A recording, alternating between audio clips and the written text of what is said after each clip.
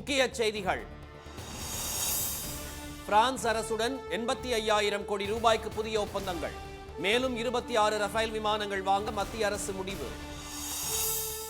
ஆளுநர் உரையுடன் இன்று கூடுகிறது தமிழக சட்டப்பேரவை. சர்ச்சை எழாமல் தொடங்குமா என எதிர்பார்ப்பு. அவனியாபுரம், பாலமேடு, அலங்காநல்லூர் ஜல்லிக்கட்டுகளுக்கு இன்று முன்பதிவு. ஏதாவது ஒரு போட்டியில் மட்டுமே பங்கேற்க வீரர்களுக்கு அனுமதி. பள்ளி குழந்தைகளுக்கு பரிசோதனையை தீவிரப்படுத்த தமிழக அரசு உத்தரவு. பாதிப்பு இருந்தால் பெற்றோர் ஆசிரியரிடம் உடனே தெரிவிக்க அறிவுறுத்தல். சிகிச்சை பெறும் சிறுவனை பார்க்க அல்லு அர்ஜுனுக்கு அனுமதி மறுப்பு. மீண்டும் கூட்ட நெரிசல் ஏற்படும் என தெலுங்கானா போலீசார் தடை.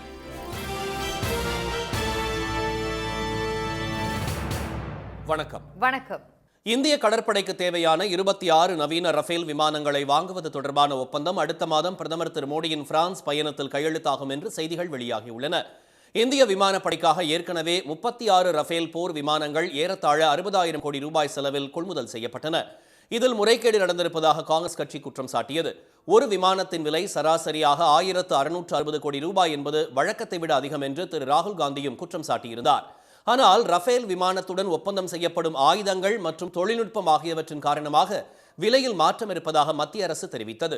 மேலும் சீனா அச்சுறுத்தல் காரணமாகவே ரஃபேல் விமானங்களை விரைவாக கொள்முதல் செய்ததாகவும் தேசிய பாதுகாப்பு கருதி ஒப்பந்த விவரங்களை வெளியிடவும் மறுத்துவிட்டது. இதையடுத்து இது தொடர்பான வழக்கை உச்சநீதிமன்றம் தள்ளுபடி செய்தது. இந்நிலையில் கடற்படைக்கு தேவையான விமான தாங்கி கப்பல்கள் மற்றும் கடற்படை விமான தளங்களில் பயன்படுத்துவதற்காக 26 ரஃபேல் விமானங்களை கொள்முதல் செய்ய மத்திய அரசு முடிவு செய்தது. பிரான்ஸ் நாட்டைச் சேர்ந்த தாசோ நிறுவனத்துடன் அதற்கான பேச்சுவார்த்தை நடந்து வந்த நிலையில் இறுதி முடிவு எட்டப்பட்டுள்ளதாக செய்திகள் வெளியாகியுள்ளன.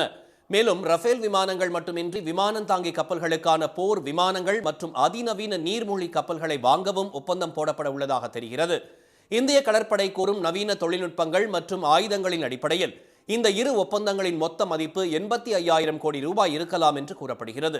கொள்முதல் விலை முடிவு செய்யப்பட்டுள்ள நிலையில் ஒப்பந்தம் குறித்து பாதுகாப்புக்கான மத்திய அமைச்சரவை அடுத்த 2 வாரங்களில் கூடி ஒப்புதல் அளிக்கும் என்று செய்திகள் வெளியாகியுள்ளன.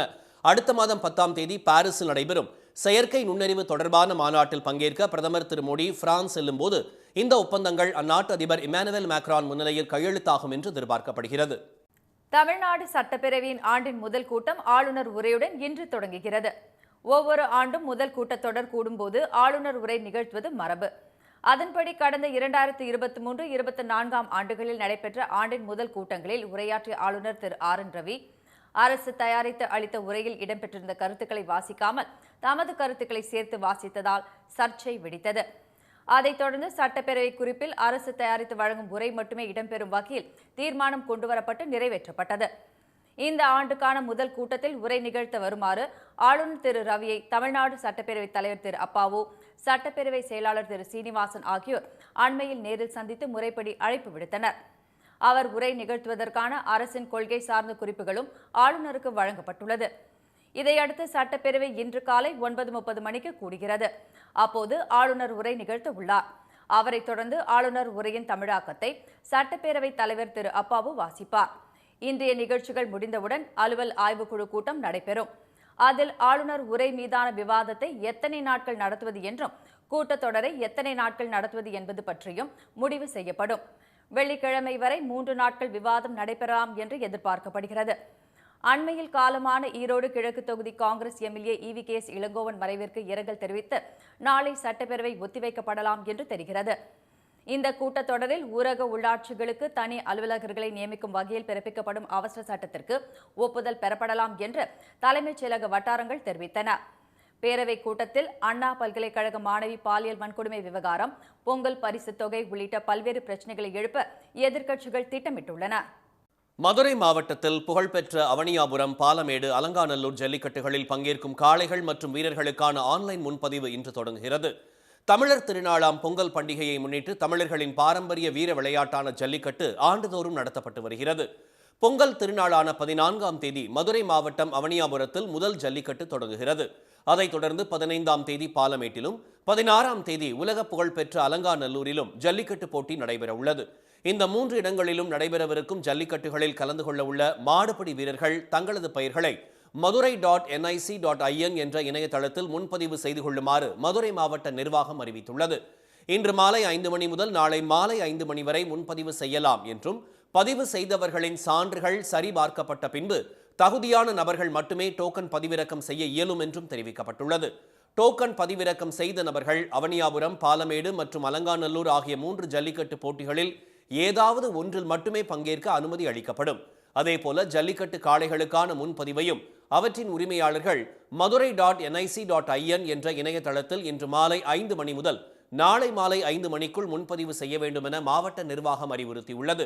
ஜல்லிக்கட்டில் கலந்து கொள்ளும் காளையின் உரிமையாளர் ஒருவர் மற்றும் காளையுடன் நன்கு பழக்கமுள்ள உதவியாளர் ஒருவர் என 2 பேர் மட்டுமே களத்தில் இருக்க அனுமதிக்கப்படுவார்கள். இதனிடையே ஜல்லிக்கட்டு நடைபெறவுள்ள அவனியாபுரம், பாலமேடு, அலங்காநல்லூர் ஆகிய 3 இடங்களிலும் போட்டிக்கான முன்னேற்பாடுகள் தீவிரமாக நடைபெற்று வருகின்றன. தமிழகத்தில் உள்ள பள்ளி குழந்தைகளின் உடல்நிலையை பரிசோதனை செய்வதை தீவிரப்படுத்த தமிழ்நாடு அரசு உத்தரவிட்டுள்ளது. பிறந்த குழந்தைக்கு தலை முதல் கால் வரை அனைத்து பரிசோதனைகளும் மேற்கொள்ள தமிழ்நாடு அரசு கடந்த ஆண்டு உத்தரவு பிறப்பித்திருந்தது.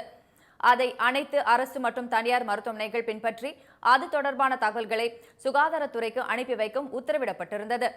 இந்நிலையில் பொது சுகாதாரத்துறை இயக்குநர் திரு செல்வ விநாயகம் வெளியிட்டுள்ள சுற்றறிக்கையில், தமிழகத்தில் பிரசவத்தின் போது குழந்தை இறப்பு விகிதமும் குழந்தை பிறந்த பிறகான இறப்பு விகிதமும் குறைவாக உள்ளதாகவும், அதனை மேலும் குறைக்கவும் விரிவான கவனிப்பை வழங்கவும் RPSK திட்டத்தின் மூலம் கண்காணிக்கப்பட்டு வருவதாகவும் தெரிவித்துள்ளார்.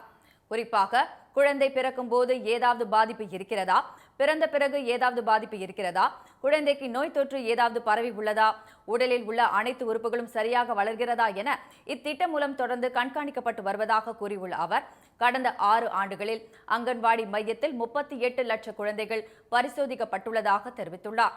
மேலும் நடப்பாண்டில் மட்டும் 1 கோடி குழந்தைகள் பரிசோதிக்கப்பட்டு பாதிப்பு கண்டறியப்பட்ட 4.35 லட்சம் குழந்தைகளில் 1.14 லட்சம் குழந்தைகளுக்கு சிகிச்சை தொடங்கப்பட்டுள்ளதாகவும் அவர் தெரிவித்துள்ளார்.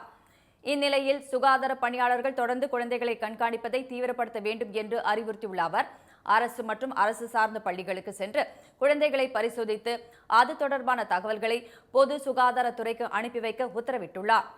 பள்ளி குழந்தைகளை பரிசோதிக்கும் பொழுது அவர்களுக்கு ஏதாவது பாதிப்பு இருந்தால் உடனடியாக குழந்தையின் பெற்றோர் மற்றும் ஆசிரியர்களுக்கு தெரிவிக்க வேண்டும் என்றும், மாதம் ஒருமுறை பள்ளி முதல்வர்களுடன் ஆலோசனை மேற்கொள்ள வேண்டும் என்றும் அவர் சுகாதார பணியாளர்களை அறிவுறுத்தியுள்ளார். ஹைதராபாத்தில் திரைப்படம் பார்க்க சென்று நெரிசலில் சிக்கி மருத்துவமனையில் உயிருக்கு போராடும் சிறுவனை பார்க்க நடிகர் அல்லு அர்ஜுனுக்கு தெலுங்கானா போலீசார் தடை விதித்துள்ளனர். அல்லு அர்ஜுன் நடிப்பில் வெளியான புஷ்பா 2 திரைப்படம் கடந்த மாதம் 5ஆம் தேதி நாடு முழுவதும் வெளியானது.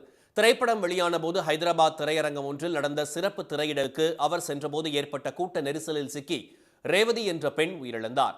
அவரது 9 வயது மகன் ஸ்ரீ தேஜ் படுகாயமடைந்தார். இது தொடர்பாக வழக்கு பதிவு செய்த சிக்கடப்பள்ளி போலீசார் நடிகர் அல்லு அர்ஜுனை கைது செய்தனர். இதனால் பெரும் பரபரப்பு நிலவிய நிலையில் உயர்நீதிமன்றத்தில் அல்லு அர்ஜுன் ஜாமீன் பெற்றார். இந்நிலையில் ஆபத்தான நிலையில் மருத்துவமனையில் சிகிச்சை பெற்று வரும் சிறுவன் ஸ்ரீ தேஜை நேரில் சென்று பார்க்க அல்லு அர்ஜுன் முடிவு செய்திருந்ததாக கூறப்படுகிறது. ஆனால் அதற்கு தெலுங்கானா போலீசார் அனுமதி மறுத்துவிட்டனர். அதற்காக போலீஸ் சார்பில் விளக்க நோட்டீஸ் அனுப்பி வைக்கப்பட்டுள்ளது. அதில் மருத்துவ சிகிச்சையில் இருக்கும் சிறுவனை பார்க்க அல்லு அர்ஜுன் சென்றால் மீண்டும் ரசிகர்கள் கூடுவார்கள் என்பதால் அதை தவிர்க்க அங்கு செல்ல தடை விதிக்கப்படுவதாக கூறப்பட்டுள்ளது. அதே சமயம் அவர் ரகசியமாக செல்ல விரும்பினால் அதற்கு பாதுகாப்பு வழங்க தயாராக இருப்பதாகவும் போலீசார் தெரிவித்துள்ளதாக கூறப்படுகிறது. எனினும் மருத்துவமனைக்கு செல்வது தொடர்பாக அல்லு அரவிந்த் தரப்பில் எதுவும் முடிவு செய்யப்படவில்லை என்று தகவல்கள் வெளியாகியுள்ளன. அயல் நாட்டவர்களின் பெற்றோர்களுக்கு நிரந்தர குடியுரிமை வழங்குவது நிறுத்தப்படுவதாக கனடா அறிவித்துள்ளது. வட அமெரிக்க நாடான கனடாவில் குடியுரிமை பெறுவதற்கு பல்வேறு கட்டுப்பாடுகளை அந்நாடு விதித்து வருகிறது. அந்நாட்டில் வேலை, கல்விக்காக புலம்பெயரும் இந்தியர்கள் அதிக அளவில் உள்ளனர். அங்கு PR எனப்படும் நிரந்தர குடியுரிமை பெற விண்ணப்பிக்கும் போது கனடாவில் வேலை பார்க்கும் நிறுவனம் அளிக்கும் நியமன உத்தரவு கடிதத்திற்கு 50 முதல் 200 புள்ளிகள் வரை கொடுக்கப்பட்டு வந்தது. அந்த மதிப்பெண்கள் இனி கணக்கில் எடுத்துக்கொள்ளப்பட மாட்டாது என அந்நாடு கடந்த மாதம் அறிவித்தது. இந்நிலையில் அங்குள்ள வெளிநாட்டினர் தங்களது குடும்பத்தினருக்கு நிரந்தர குடியுரிமை பெறுவது நடப்பு ஆண்டில் நிறுத்தப்படுவதாக கனடா தற்போது அறிவித்துள்ளது. கனடாவில் வசிக்கும் நிரந்தர குடியுரிமை பெற்றவர்கள் தங்கள் பெற்றோர் மற்றும் தாத்தா, பாட்டி ஆகியோரை தங்களுடன் அழைத்துக் கொள்ள 2 வழிமுறைகள் உள்ளன. ஒன்று, சூப்பர் விசா மூலமாக 5 ஆண்டுகள் வரை தங்க வைத்துக் கொள்ளலாம். மற்றொன்று, நிதியுதவி மூலம் நிரந்தர குடியுரிமை பெற்று அழைத்துக் கொள்ளலாம். இந்நிலையில் நடப்பாண்டில் PGP எனப்படும் பேரண்ட்ஸ் கிராண்ட் பேரண்ட்ஸ் புரோகிராம் திட்டம் மூலம் குடியுரிமை விண்ணப்பங்கள் நிறுத்தப்படுவதாக கனடா அறிவித்துள்ளது. அதே சமயம் 2024ஆம் ஆண்டில் ஏற்கனவே விண்ணப்பித்துள்ளவர்களில் 15,000 விண்ணப்பங்களை மட்டுமே இந்த ஆண்டில் பரிசீலனைக்கு எடுத்துக் கொள்ளவும் நடப்பாண்டில் 24,500 பேருக்கு மட்டுமே குடியுரிமை வழங்கவும் கனடா முடிவெடுத்துள்ளது. மதவாத சக்திகளுக்கு எதிராக போராட்டம் தொடரும் என மார்க்சிஸ்ட் கம்யூனிஸ்ட் கட்சியின் மாநில செயலாளராக தேர்ந்தெடுக்கப்பட்டுள்ள திரு பே சண்முகம் தெரிவித்துள்ளார். அக்கட்சியின் 24வது மாநில மாநாடு விழுப்புரத்தில் கடந்த 3 நாட்களாக நடைபெற்றது. கடைசி நாளான நேற்று நடைபெற்ற நிர்வாகிகள் கூட்டத்தில் மார்க்சிஸ்ட் கம்யூனிஸ்ட் கட்சியின் தமிழ்நாடு மாநில செயலாளராக பே சண்முகம் ஏகமனதாக தேர்வு செய்யப்பட்டார். பின்னர் செய்தியாளர்களிடம் பேசிய அவர், மாநில அரசின் அதிகாரத்தை பறிக்கும் மக்கள் விரோத நடவடிக்கையில் மத்திய அரசு ஈடுபடுவதாக கண்டனம் தெரிவித்தார். நாடு முழுவதும் வகுப்புவாத மதவெறி நடவடிக்கைகள் அவர்கள் தொடர்ந்து கொண்டிருக்கக்கூடிய நிலையில் மதச்சார்பற்ற கட்சிகளுடனான எங்களுடைய கூட்டு என்பது தொடரும்.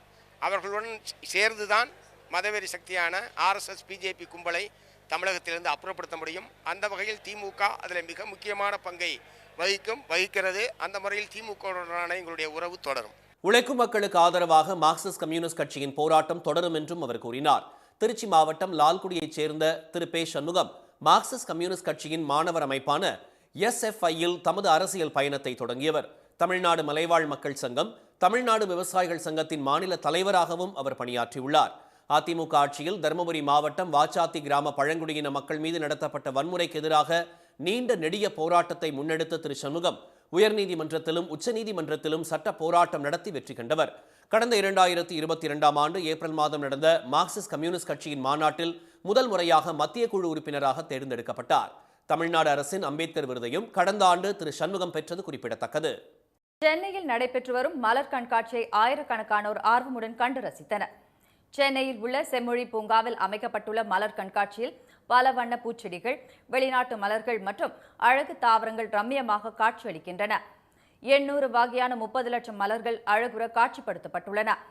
50க்கும் மேற்பட்ட வண்ண பூச்செடி வகைகள் மூலம் அலங்கரிக்கப்பட்ட யானை, பட்டாம்பூச்சி, ரயில் பெட்டி, கப்பல் உள்ளிட்ட 20க்கும் மேற்பட்ட வடிவங்கள் இடம்பெற்று பார்வையாளர்களை வசீகரிக்கின்றன. வார விடுமுறையை ஒட்டி நேற்று அங்கு குவிந்த பொதுமக்கள் ஏராளமானோர் வண்ண மலர்களை கண்டு ரசித்தனர். சென்னையில் இதுபோன்ற மலர் கண்காட்சியை பார்ப்பது பரவசத்தை ஏற்படுத்துவதாக அவர்கள் உற்சாகம் பொங்க தெரிவித்தனர். இங்கே வந்து பார்த்தா ரொம்ப சூப்பராக இருக்குது. இங்கே மெனி கைண்ட்ஸ் ஆஃப் ஃப்ளார்ஸ் வச்சுருக்காங்க. இதுக்கு முன்னாடி இந்த மாதிரி சென்னையில் ஸ்பாட் இருந்ததில்லை. ஸோ ரொம்ப பியூட்டிஃபுல்லாக இருக்குது. வீக்கெண்ட் டைமில் ஃபேமிலியாக வந்து பார்க்க ஒரு நல்ல ஸ்பாட்.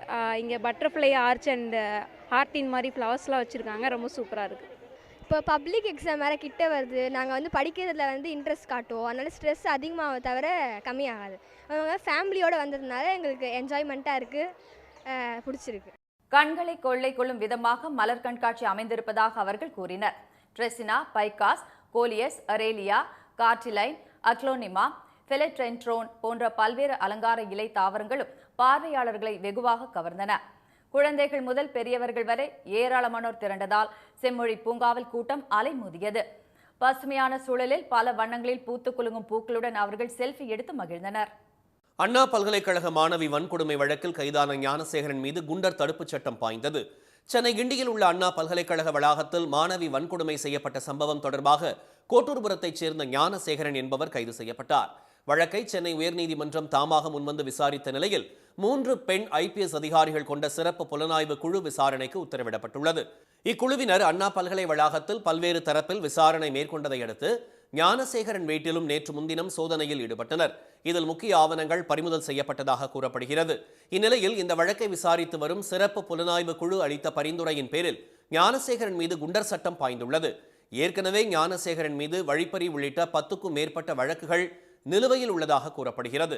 கடந்த 2013ஆம் ஆண்டிலிருந்து சரித்திர பதிவேடு குற்றவாளியாக அறிவிக்கப்பட்ட ஞானசேகரன் மீது ஏற்கனவே 3 முறை குண்டர் சட்டம் பாய்ந்துள்ள நிலையில் தற்போது 4வது முறையாக அவர் மீது குண்டர் தடுப்புச் சட்டத்தின் கீழ் வழக்கு பதிவு செய்யப்பட்டுள்ளது. இந்நிலையில் ஞானசேகரனின் கூட்டாளியான திருப்பூரைச் சேர்ந்த குற்ற வழக்குகளில் தொடர்புடைய ஒருவரிடம் விசாரிக்க போலீசார் முடிவு செய்துள்ளனர். தமிழ்நாட்டில் அடுத்த 6 நாட்களுக்கு மிதமான மழைக்கு வாய்ப்பு உள்ளதாக சென்னை வானிலை மையம் தெரிவித்துள்ளது. வடகிழக்கு பருவமழையால் மாநிலத்தில் பரவலாக கனமழை பெய்த நிலையில் கடந்த சில நாட்களாக மழை ஏதும் இன்றி வெயில் மெல்ல மெல்ல சற்று அதிகரித்து வருகிறது. இந்நிலையில் கிழக்கு திசை காற்றின் வேக மாறுபாடு காரணமாக தமிழ்நாடு மற்றும் புதுச்சேரியில் கடலோர மாவட்டங்களில் இன்று முதல் 11ஆம் தேதி வரை மிதமான மழை பெய்ய வாய்ப்பு இருப்பதாக சென்னை வானிலை மையம் கூறியுள்ளது. 11ஆம் தேதி தஞ்சை, திருவாரூர், நாகை, மயிலாடுதுறை, புதுக்கோட்டை ஆகிய மாவட்டங்களில் கனமழை பெய்ய வாய்ப்பு உள்ளதாக தெரிவிக்கப்பட்டுள்ளது. உள் தமிழகத்தில் 2 தினங்களுக்கு வறண்ட வானிலையே நிலவக்கூடும். நீலகிரி மாவட்டத்தில் ஒரு சில இடங்களில் உறைபனிக்கு வாய்ப்பு உள்ளதாகவும் வானிலை மையம் தெரிவித்துள்ளது. மீண்டும் முக்கிய செய்திகள். பிரான்ஸ் அரசுடன் 85,000 கோடி ரூபாய்க்கு புதிய ஒப்பந்தங்கள் செய்துள்ள மத்திய அரசு மேலும் 26 ரஃபேல் விமானங்கள் மற்றும் நீர்மூழ்கிகளை வாங்க முடிவு செய்துள்ளது. தமிழ்நாடு சட்டப்பேரவையின் ஆண்டின் முதல் கூட்டம் ஆளுநர் உரையுடன் இன்று காலை தொடங்குகிறது. புகழ்பெற்ற அவனியாபுரம், பாலமேடு, அலங்காநல்லூர் ஜல்லிக்கட்டுகளில் பங்கேற்கும் வீரர்கள் மற்றும் காளைகளுக்கான ஆன்லைன் முன்பதிவு இன்று தொடங்குகிறது. இத்துடன் இந்த செய்திகள் நிறைவடைந்தன. மீண்டும் சன் டிவியில் செய்திகள் மாலை 6 மணிக்கு. செய்திகளை உடனுக்குடன் தெரிந்து கொள்ள QR கோடை ஸ்கேன் செய்து சன் நியூஸ் வாட்ஸ்அப் சேனலில் இணைந்திருங்கள். வணக்கம். வணக்கம்.